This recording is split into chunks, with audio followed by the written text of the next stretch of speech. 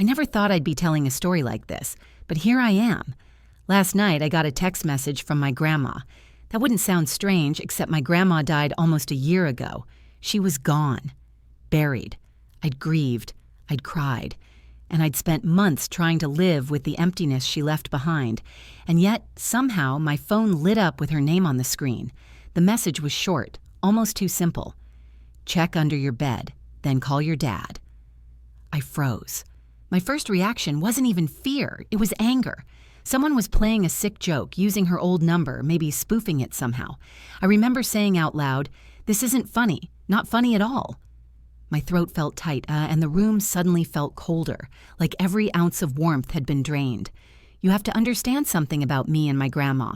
Her name was Margaret Miller. Everyone called her Maggie, but to me, she was everything. When my mom left when I was a kid, Grandma was the one who stayed. She lived just a few blocks away, always popping by with soup or cookies, or just her laugh that could fill a room. She used to text me little reminders all the time. "Lock your door, sweetheart. Don't forget to eat." She was my safety net, my constant. Losing her last year shattered me in a way I still can't put into words. So when her name flashed on my phone, my chest cracked open with this raw, desperate hope. Like for half a second, I believed it was her, really her. But logic kicked in, and I shook my head. No, that's impossible. Still, my hands were shaking as I held the phone. I couldn't ignore it. The words felt like her. Short, urgent, direct.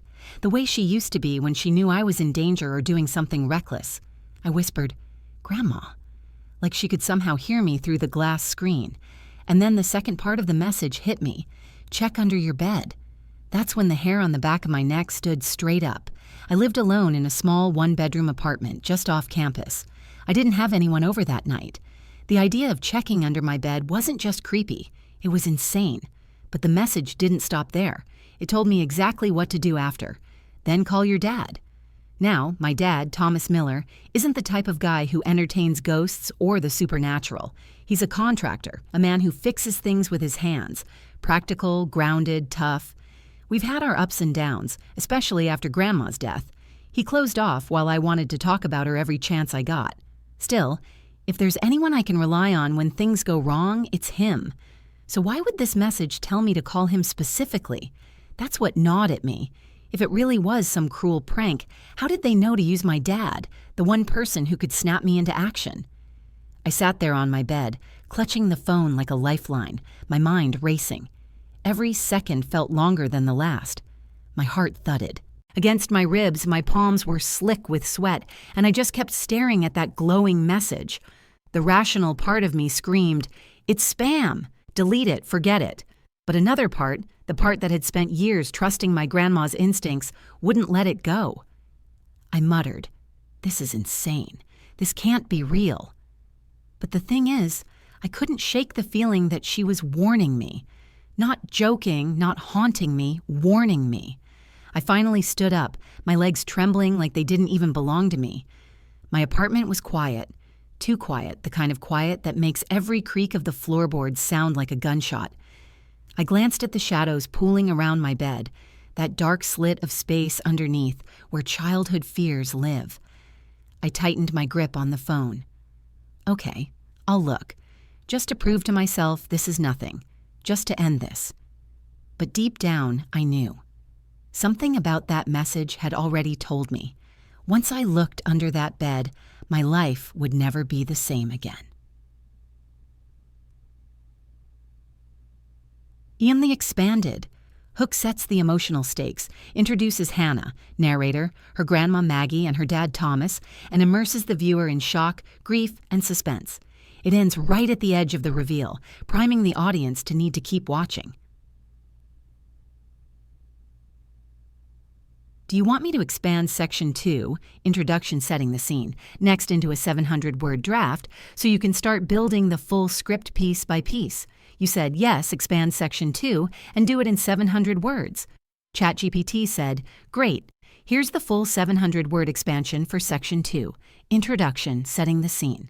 This section sets Hannah's world before the conflict, introduces her emotional state, and builds the foundation for why the incoming text feels so disruptive and terrifying. Section 2. Introduction, expanded teen 700 words. My name is Hannah Miller. I'm 22 years old, and for the past year I've been learning what it means to live with loss. When my grandma, Margaret Maggie Miller, passed away, something in me broke. She wasn't just my grandmother. She was my best friend, my anchor, the one person who never let me feel alone. I could still remember the smell of her kitchen, cinnamon rolls on a Sunday morning, the sound of her humming while she watered her plants.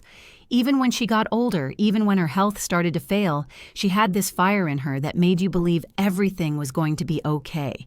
She stepped in when my mom walked out years ago. It was just me, Grandma, and my dad, Thomas.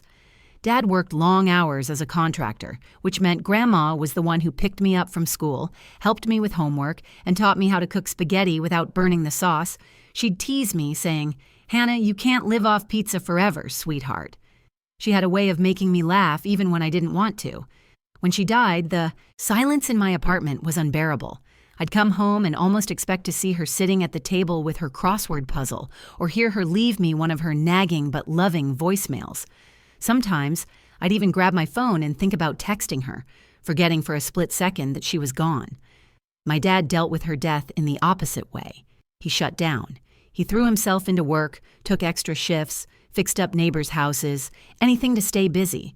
When I tried to bring her up to reminisce, his jaw would tighten and he'd just change the subject. It hurt, but I understood. That was how he coped. He didn't want to cry in front of me, so he built walls instead. Despite that, we still talked often. He'd call me at least once a week, checking in with the same questions. Are you locking your doors? Are you eating real meals? Do you need me to come by and fix anything? His concern was genuine. Even if his voice sometimes sounded more like a drill sergeant than a dad, that's just who he is. Practical, protective, not a man who entertains nonsense. As for me, I tried to keep life moving forward. I rented a small one-bedroom apartment just off campus, close enough to classes but far enough that I could have some independence. My place wasn't fancy. Secondhand furniture, mismatched dishes, a desk piled with books and notes. The walls were thin, the pipes groaned when the heat kicked on, but it was mine. I strung up fairy lights to make it cozy, filled the fridge with leftovers and coffee creamer, and taped a photo of Grandma to the corner of the mirror so I'd see her smile every morning. On the night it happened, everything started out ordinary. I'd just finished a long day of classes and work. I was curled up on the couch in my pajamas, sipping tea while highlighting notes for an upcoming exam. My apartment was quiet except for the hum of the fridge and the occasional car passing outside.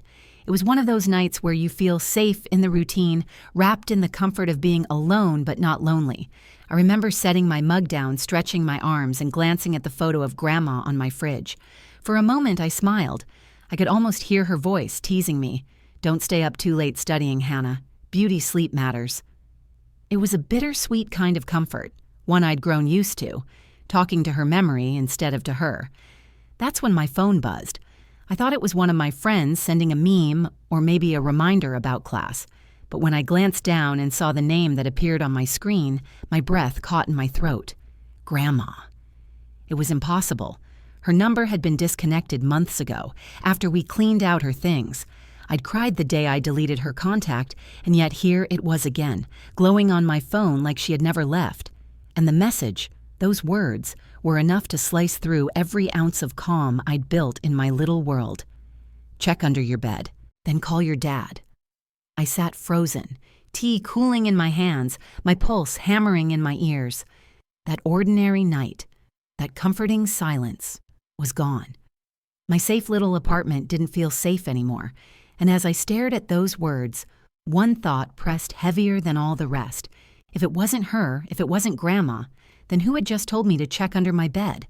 I must have stared at that message for a full minute without moving, my tea forgotten, cooling in my hands. "Check under your bed, then call your dad." The words pulsed on the screen like they were alive, like they were waiting for me to react. At first I laughed, a short, nervous laugh that didn't sound like me at all. "Okay," I muttered out loud. "This is a prank. Someone hacked her number or something. It's just a sick joke." Saying it made me feel a little braver, but only for a second, because then reality hit me. Who would go through that much effort? And why? I set the mug down and typed back, fingers trembling. Who is this? The three little dots never appeared. No reply, just silence. That silence made the air in my apartment heavier, like the walls themselves were leaning in closer. I stood up, phone clutched in my hand, and paced. Every creak of the floorboard made my heart leap. My logical brain tried to wrestle control. It's a scam. Delete it. Block the number. Go back to studying. But another voice, quieter but sharper, whispered, "What if it isn't? What if it really is her?" That's when I looked at the bed. The simple, ordinary bed I'd slept in for a year. White sheets tucked neatly, the quilt my grandma made folded at the foot. It looked harmless, safe, except for that dark line beneath it, the narrow, yawning shadow where anything could be hiding. I swallowed hard. This is stupid, I told myself. There's nothing there. My voice shook so much it betrayed me. I crouched down slowly, every muscle screaming at me not to do it. My phone flashlight cut a pale beam across the floor. Dust bunnies. A sock I'd been missing, the underside of the box spring. My breath came in shallow bursts. Then the light shifted, and two eyes stared back at me. I froze. At first my brain couldn't even process what I was seeing. A man, curled up like a child, pressed against the far corner under my bed. His skin was pale, his hair greasy, his eyes wide and unblinking, reflecting the light like an animal's. For a moment, we just stared at each other, my heart hammering so loudly I could hear it in my ears. Then he whispered, "Don't scream." That was all it took. I stumbled back so fast I nearly fell, my phone clattering against the hardwood before I scooped it up. My hands were shaking so badly I could barely grip it. My chest burned with the kind of fear you only feel when you realize you're not safe in your own home. I bolted for the door. My fingers fumbled with the chain lock, metal rattling as I tried to slide it free. Behind me, I could hear the faintest movement, the scrape of fabric against the floor, the shift of weight as the man stirred. I didn't dare look back. My phone was still in my hand. Somehow, with trembling fingers, I managed to tap my dad's number. The line rang once, twice, then his voice cut in, calm and gruff as always. "Hannah, it's late. What's wrong?" I choked on the words. "Dad, someone's here. He was under my bed, Dad. He's in my apartment right now." There was a pause. Then his voice snapped sharp as a blade. "Get out, right now. Don't argue. Run outside and stay on the line. I'm coming." Tears blurred my vision as I fumbled the lock free and yanked the door open. Cold night air slapped my face as I stumbled barefoot into the hall, heart racing, legs weak. I could still hear the whisper echoing in my ears, "Don't scream." Neighbors poked their heads out of their doors as I stood there, shaking, phone pressed to my ear. "Dad, please hurry," I begged. His voice was low, steady, the kind of tone that kept me tethered to reality. "Stay outside, stay where people can see you. I'm on my way. Hannah, listen to me. You're going to be okay." But deep inside, I wasn't sure, because the last place I thought I was safe, my own bed, had just been taken from me. And whoever that man was, he had been there long enough to make himself comfortable. The hallway outside my apartment felt both safe and terrifying at the same time. Safe because I wasn't trapped inside with him anymore. Terrifying because the thin door separating me from that stranger suddenly felt like paper. What if he came out? What if he chased me? I clutched the phone to my ear, my dad's voice the only thing keeping me tethered. "Hannah, talk to me. Where are you now?" I'm outside. I'm in the hall." My voice cracked, my knees buckled as I pressed my back against the wall opposite my apartment. My breath came in ragged gulps like my lungs weren't working. "Good," he said firmly. "Stay there. Don't go back in, do you hear me? I'm on my way. I'll call the police too. Just hang on." The sound of his confidence steadied me a little, but adrenaline still coursed through me so strong I thought I'd be sick. My bare feet stuck to the cold linoleum floor, and I wrapped my arms around myself as if I could hold my shaking body still. "I saw him, Dad. He was under my bed. He was just staring at me, like he'd been waiting." My voice dropped to a whisper, as though the man inside could hear me through the door. "You did the right thing getting out," Dad said, his tone clipped and controlled. I could picture him already, grabbing his keys, throwing on his jacket, driving like hell toward me. "I need you to listen carefully, Hannah. Don't hang up. Stay near the neighbors. Don't let yourself be alone in that hallway." As if on cue, my next-door neighbor, Mrs. Reed, cracked her door open. She was in her robe, curlers still in her hair, her eyes wide with confusion. "Hannah? Honey, are you all right? What's going on?" "There's someone in my apartment," I managed, my voice quivering. "Please, don't open your door. Just stay inside." She gasped, pulled the door shut again, and I heard the deadbolt snap into place. Somehow that small sound reassured me. Other people knew now. I wasn't alone in this nightmare. I whispered into the phone, "Dad, what if he comes out? What if he tries to leave before you get here?" "Then let him leave. Do not go back in there. Do you understand? Don't try to stop him." His words were sharp, almost angry, but I knew it was fear wrapped in command. I pressed myself lower to the floor, crouching near the stairwell, my heart hammering. My hands trembled so badly I almost dropped the phone. My mind replayed the image of those eyes under my bed, the pale, watchful stare, and the whisper, "Don't scream." The longer I waited, the more unbearable it became. Every second stretched like an eternity. I strained to hear through the door. Nothing. No footsteps, no shuffling, no voice. Just silence. That silence was almost worse than noise because it meant he was either waiting or gone. "Dad, what if he hurts someone else? Should I warn the neighbors? Should I—" My words trailed off as my courage crumbled. I felt useless, frozen between terror and guilt. "You're not responsible for him. You're responsible for staying alive." "That's it," Dad barked. Then his voice softened just slightly. "Stay with me, Hannah. I'm almost there. The police are already on their way, too. You did everything right." I closed my eyes and tried to breathe, but all I could see was Grandma's name lighting up my phone. That impossible message. "Check under your bed, then call your dad." It was the only reason I was still alive right now. I whispered, almost to myself, "Grandma, did you really warn me?" "Hannah," Dad's voice pulled me back. "Don't drift. Focus on me. Where are you standing right now?" "By the stairs. I can see the front door of the building." "Good. When the cops arrive, you go straight to them. Don't look back. Don't say a word to him if he comes out. Just go." The sound of his voice steadied me again, but underneath it all, I could hear the weight of his fear. My dad, the man who never let anything shake him, sounded like he was holding back the same panic I felt. The hall light flickered, buzzing faintly, and I flinched so hard the phone slipped in my sweaty hand. My nerves were strung so tight I thought they'd snap. Then from inside my apartment came a noise, a scrape, like wood dragging against the floor. My blood ran cold. "Dad," I whispered, "he's moving. I heard something." "Don't you move," he ordered, his voice low and urgent. "I'm pulling in now, just a few more seconds. Hold on." I crouched lower, my eyes locked on the stairwell door. My whole body shook as the sound of approaching sirens grew faint in the distance. Relief and terror clashed in my chest. Help was coming, but would it be in time? Every instinct told me to run, to sprint out the building into the night. But I stayed. I gripped the phone like it was life itself, clinging to my dad's voice as he shouted into the receiver, "Stay with me, Hannah. Don't let go. I'm here."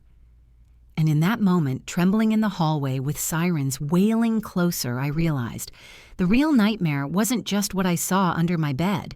It was knowing that whoever he was, he had been there long enough to make my home his. The sirens grew louder, bouncing off the walls of the apartment building until they were all I could hear. My chest tightened with a strange mix of relief and dread. Relief because help was finally here. Dread because it meant everything I'd been afraid of was suddenly real. "Hannah!" My dad's voice echoed through the stairwell before I even saw him. Heavy footsteps pounded closer, and then he appeared at the top of the stairs, chest heaving, eyes wide with panic. He scanned the hallway until his gaze locked on me crouched by the wall. I'd never seen him like that. His strong, steady face looked pale, his jaw clenched so tight I thought it might snap. In 2 strides he was by my side, pulling me into his arms so tightly it knocked the air from my lungs. "Are you hurt? Did he touch you?" His voice shook, the words tumbling over each other. I shook my head against his chest, sobbing. "No, I got out.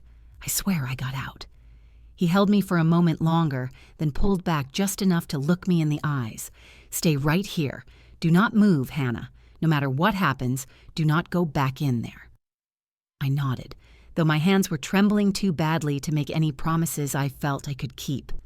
The police stormed in then, 2 officers with flashlights and weapons drawn. They didn't waste time.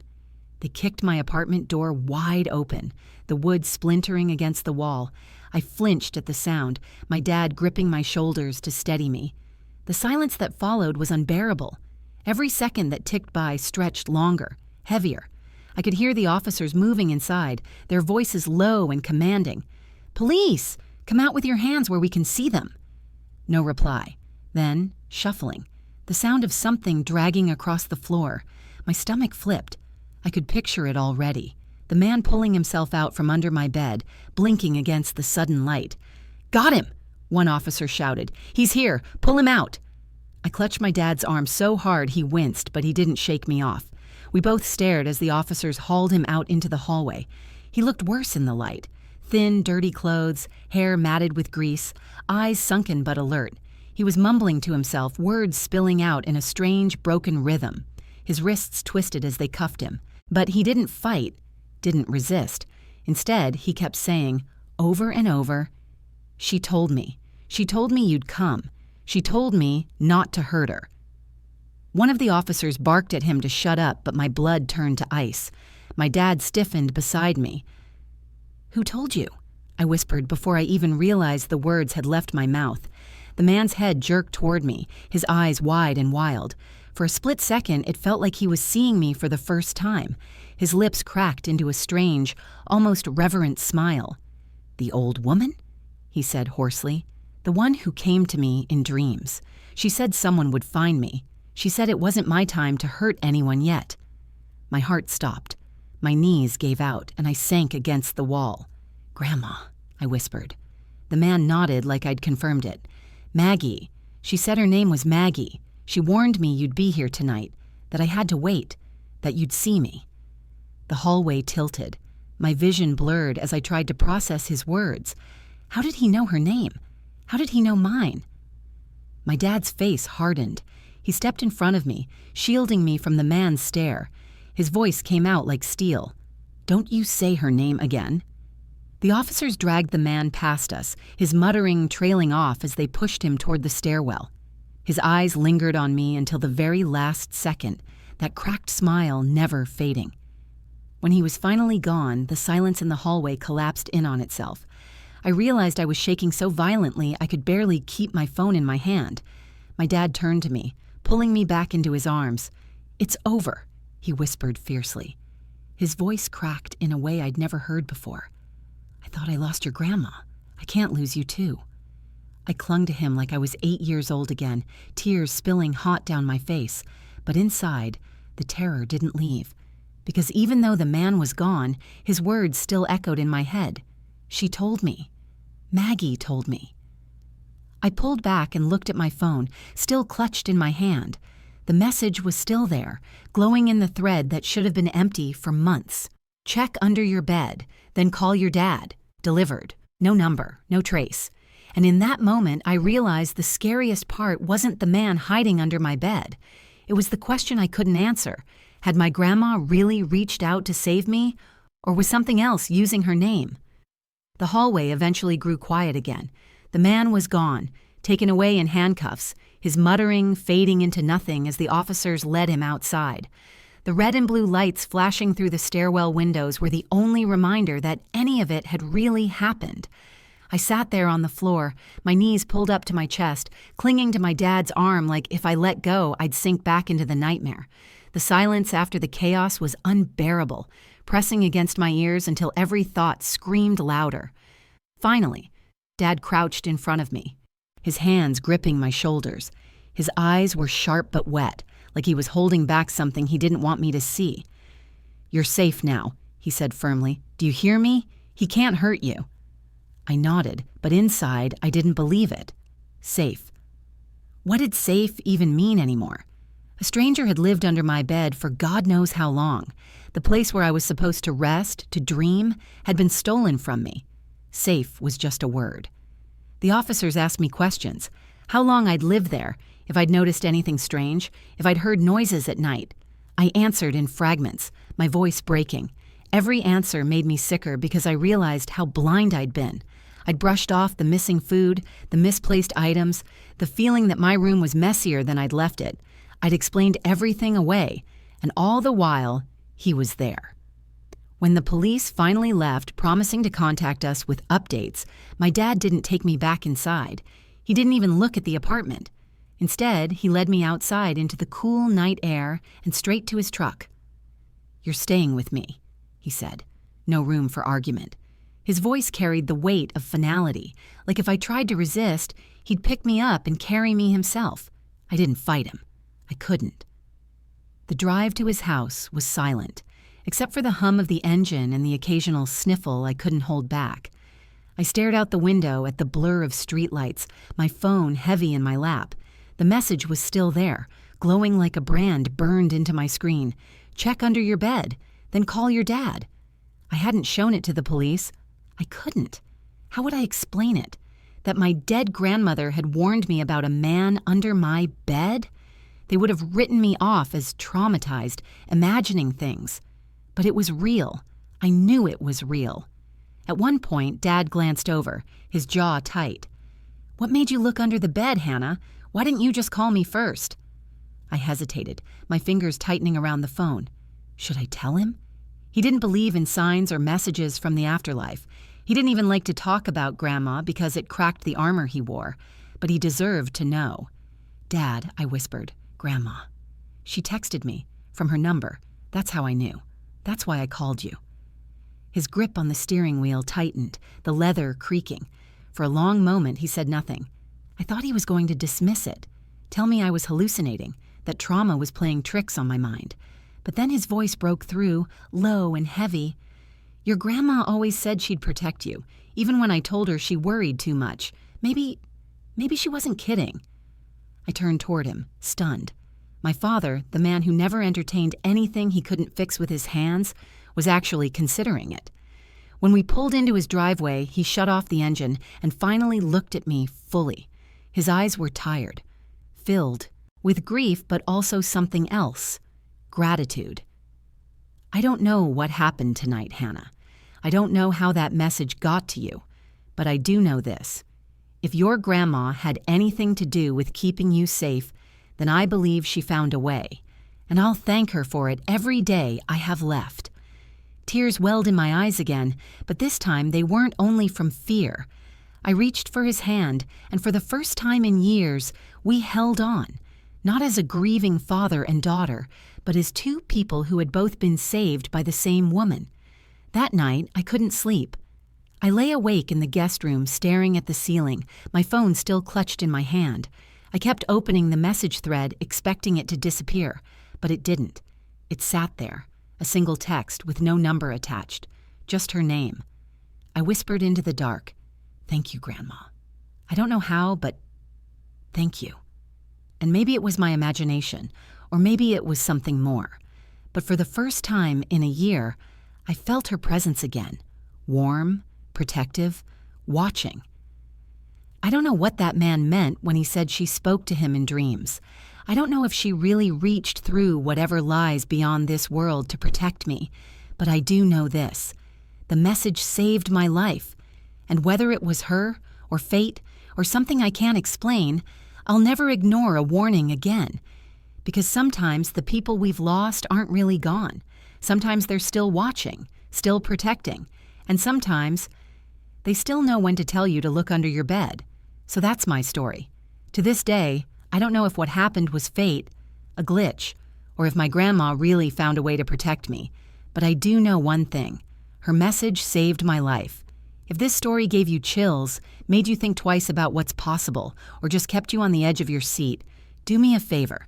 Hit that like button so more people can find it. And if you've ever had something unexplainable happen to you, I want to hear about it. Drop your story in the comments below. And of course, if you want more stories just like this one, real, raw, and haunting, subscribe to the channel and turn on notifications. That way, you'll never miss the next time we dive into something that will make you question what's real and what isn't. Thanks for watching, and remember, Sometimes the people we've lost aren't really gone. Sometimes they're still looking out for us.